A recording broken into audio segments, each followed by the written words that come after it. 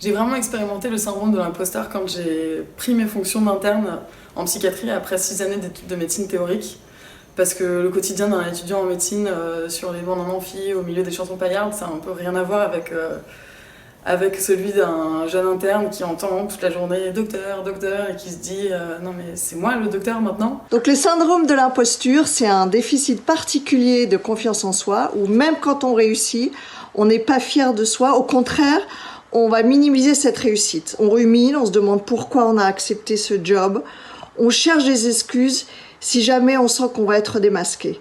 Donc c'est un dénigrement de soi, une haute culpabilité, beaucoup de honte et d'anxiété. J'avais l'impression d'avoir traversé toutes mes études de médecine en étant passée au travers d'un filet, en enjambant, en louvoyant et par un mélange de chance, de hasard, de travail, en tout cas pas du tout de mérite. Donc les 3 piliers un peu du syndrome d'imposture, ce sont la peur de tromper son monde, la peur au ventre d'être démasqué, et le fait d'attribuer ses succès, ses compétences à la chance, au hasard, ou parce qu'on est sympa. Mais ce qui m'a permis de m'en défaire quand j'étais interne, ça a vraiment été déjà d'en parler, d'en rire un peu avec mes co-internes, de tourner ça en dérision. Ça a vraiment permis de désamorcer le côté dramatique, de se sentir imposteur.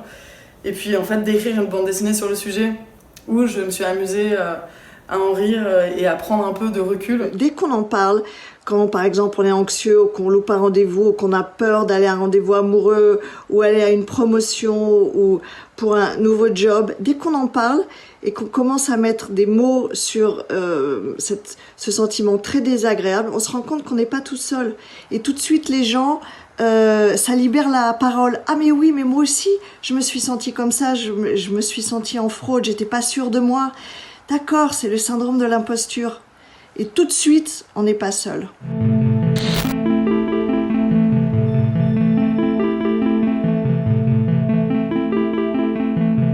Commencer à questionner son récit intérieur qui est en général dur, parce qu'il est dû à des croyances limitantes qu'on a un petit peu incorporées pendant l'enfance.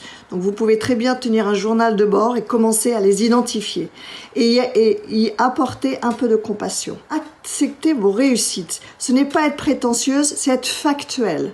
Dressez une liste de vos exploits et de vos victoires dans tous les domaines.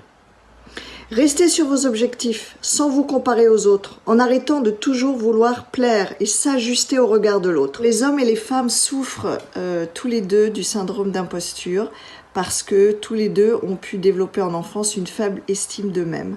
Donc ils sont égaux face à ça.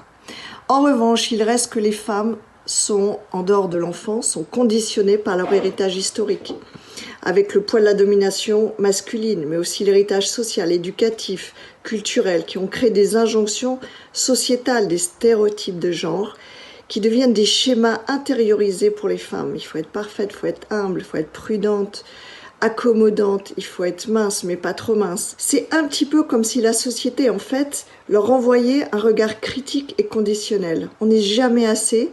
On a le sentiment de jamais pouvoir y arriver, on est inadéquate. Et ça alimente et ça renforce le syndrome d'imposture. Il faut bien sûr travailler sur sa confiance en soi et son syndrome, mais sans tomber dans l'injonction sociétale du « il faut avoir confiance en soi ».